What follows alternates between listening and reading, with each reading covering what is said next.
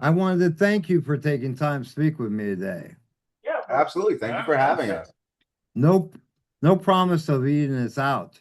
How does it feel to have this album out into the world? I could sleep. Yeah, it's amazing. Honestly, this took so long. We went through so many hurdles. We faced every obstacle we possibly could. Um, and it's just to finally have it done and out there. It's like it's a weight off of our chest, and it's fun to be able to finally share with folks what we've been telling them about for years. And I wanted to talk to you about my listen to the album and what I got from it. And you can tell me if I'm crazy or not. But to me, no problem, no promise of Eden. This album is totally evolved around that statement that there's no promise of hope, that our life experiences, our conflicts, and such is what makes us what we are. Yeah, that's it. Yeah. So the different stories that we told in the album, they're about overcoming adversity or Mhm. being presented with this idea that my beliefs are different than yours, which means you Sure. have to conform to them. This is about fighting that. This is about standing your ground and being who you are, and remembering those that came before us that did the same. And one track that really sticks out to me is Iconoclast. I wanted to ask you, in that track, what beliefs should be changed? So the idea behind that song, essentially, it's a guy that was accused of witchcraft during the period when the Christians were coming in Mhm. to Ireland, Scotland, that whole area, and trying to do as Christians tended to do and push their beliefs. And it was him basically saying, I. I'm being accused of this. I'm being accused of iconoclast, the destruction of religious works. Sure. But the reality is, it's like it's what I did. It's not a sin to me. This is your crime that you made up. None of this, you can't judge one by laws that are not their own. Sure. And so that's the basis of the song. Honestly, if a belief needed to be changed within that, it's the idea that just because you believe something does not make it a universal truth. And that ties in with the witches of Salem. You know, here we have a group of people that are practicing herbal remedies being burned at the stake as witches, you Mhm. know. So it's a insanity that people fear what they do not know and they don't understand. Absolutely, and the song "Witch Hunt" on the album, that's specifically what that's about. Yeah. Yep, absolutely. And I wanted to ask you about Time and the Tide. Is that Mhm. basically about accepting change? So that one is that's a retelling of a favorite story of mine from when I was a kid. That's about Davy Jones. Oh, You know, wow. the Okay. real story of him, not the Disney squid face guy. Right. Yeah. He can't sue us. Uh, but so no, like the actual story, the Dutchman, a very shorthand of that story is basically Davy Jones. He was a merchant captain, but his hubris basically got his entire crew killed, him sunk, and God cursed him to basically be the death keeper of the sea. Yes. So that song, I speak more on that actual legend. His mockery has robbed him of rest. That's a line from the song. And then you get into the bridge, and it's sign the logbook, sign your soul to me. You'll sail forever, but it's serving me. Right. And I don't know. Like I say, it was a favorite story of mine from when I was a kid, and we had to do a song about it, and we Sure. were sitting, yeah, we were And sitting jamming. and that same story ties in with like the story of Crossroads, right? You make a Mhm. deal with the devil to make your career last, right? Absolutely. Never mess with the crossroads spirits. That's right. I wanted to ask you, what song on this album changed the most from the demo version to the version we hear on the album?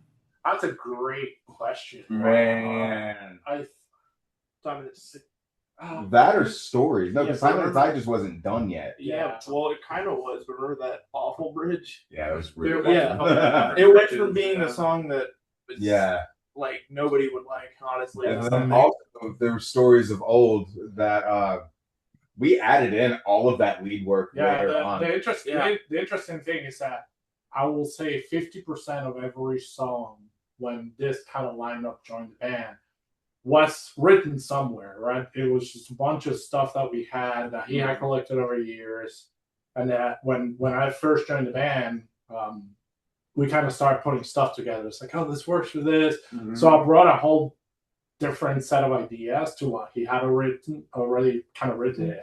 So it ended up being more of a Frankenstein experiment where we started to put things together. And then obviously when Liam joined, he brought a whole bunch of stuff to it. Yeah. A lot of wheelies and a lot of wheelies and a lot of... Yeah. Every practice.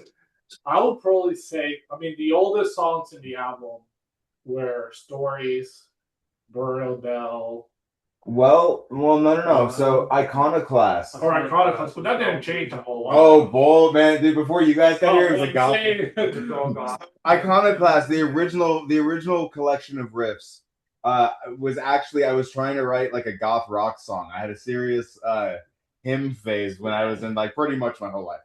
And, but so like I had a period in time like late high school right after that I wanted to do a goth rock band, and that song kind of happened, and then that band went to crap, and I was like, all right, well, I never finished this, and honestly I don't think it's what it's I'm good. I'm gonna not get rid of it, but I'm gonna keep it in the back files. Right.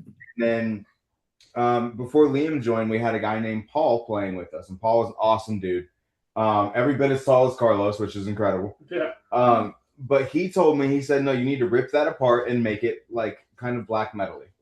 And I was like, all right. So I would say maybe Iconoclast, because that went from a literal like I'm sad and crying about it song to that. Yeah. Angry. Still crying about it. Yeah, there's still tears, but now you're like, And now, in speaking of the tracks, I wanted to ask you, out of this album, if you was to introduce someone to the band, what track would you play them? Oh man, that's loaded. Honestly, for me, like Stories, I think. I would say Stories. I do either Dance or Time to Time. This Dance has a nice, like, fun intro that, like, it's got like very, folky root in it. True. Yeah. This is just a good song. Yeah, but if we're gonna introduce somebody, we're showing off a little bit. I would say Stories. Stories kind of encompasses all of our kind of lenses into a single song. So if you were to pick one song, it's like what's the broad spectrum of a Varanger is, that would probably be the song. Is what we represent, and then what is very and allow us to. This is what we are now. Allow us to elaborate. Yes. Hold my beer. Let me show you something. And what tracks from this album will be incorporated live? Almost all of them. The whole album. Yeah. I think we'll have, but we'll have a couple that get rotated in and out, like Burial Bell, and then a song sung too soon. Those two will probably rotate in and out. But for the most part, right now, our live shows will be consisting of those, of that entire album and a couple. So we have a previous album, Dark Traditions, and from that we will usually pull 10 Years Time and Curse of the Swamp, and I believe we're trying to work back in New Stars to Follow. Those covers that they haven't been played. Yeah, and far too long. Every time there's somebody out in the crowd. I was sorry, buddy. But yeah, so the majority of the modern show will be the new album. And I wanted to ask you, you spoke of the song, and one of the hardest songs for me to decipher was a song sung too soon. I wanted to ask you if you could give me a story behind it. So, okay, that song is actually about a suicide attempt. The premise of it is trying to drown yourself, essentially staring out at sea with a bottle of whiskey, drinking it down, and just swimming towards the moon. because eventually the idea is your muscles will give out and you can't make it back. But what better way to go out than under a full moon? The chorus is it's you finally beginning to sink. As you're watching the moon, it's ocean, take me away, show me the promise of better days, and fill my lungs with fire. With melancholy and dissonance, a dance like foreplay to war, I watch the moonlight fade as I sink evermore. And then the bridge, it's one of those kind of out of body experiences. In it, I apologize to my mother.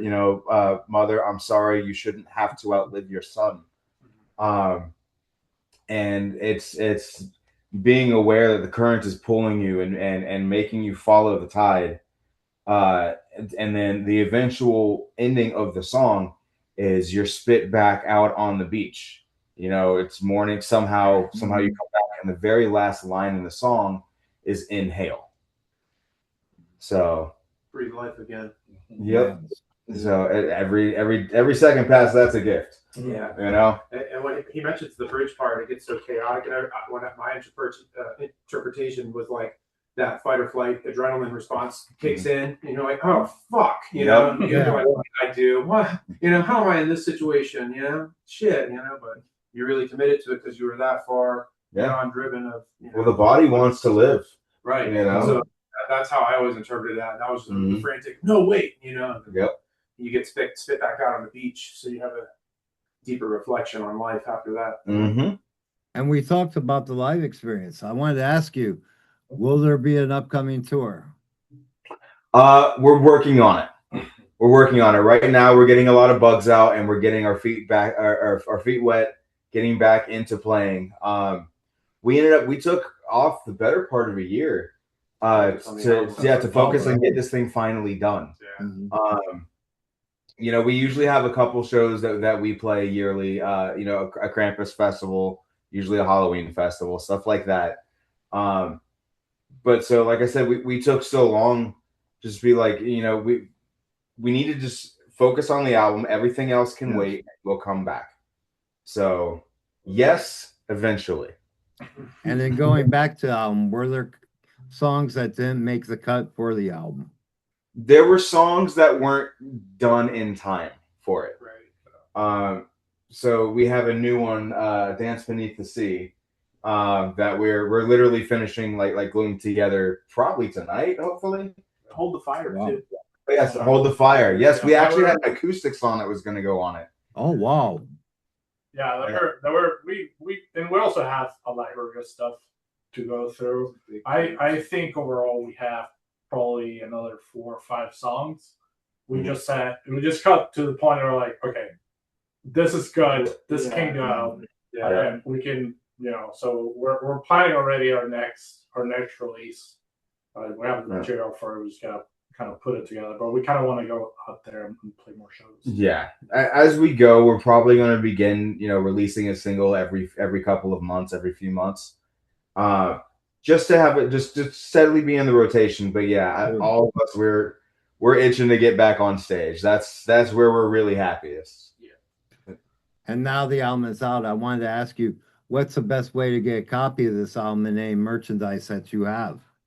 So we have a link tree. It is linkable on our Instagram, on our Facebook, all of our social media, and then that'll take you to our full EPK. That'll have a merch store for us. You can message us directly. We're all pretty friendly, and we love meeting people. So all the time, you can never play a show and not come back with 100 new friends on Facebook. But yeah, so honestly, reach out to us, hit any of our social media, come to one of our shows. Come to one of the shows and come say hi. And speaking of shows, well, I see you in Ohio. When we get on the road, absolutely. Fuck yeah. Absolutely. We actually have a couple of friends that are from Florida that moved their van to Ohio. Fabricate. The boys from Fabricate. There of them. Yep. Yeah, those guys are awesome. Yeah. Yep, absolutely incredible dudes. Really good guitar players. But yeah, so we got to come and see the homies anyways. Yeah, So excellent. we'll come play in the fields of corn. Yeah. And lastly, I wanted to ask you if you could give a message to your fans, what message would you give them? Play it loud.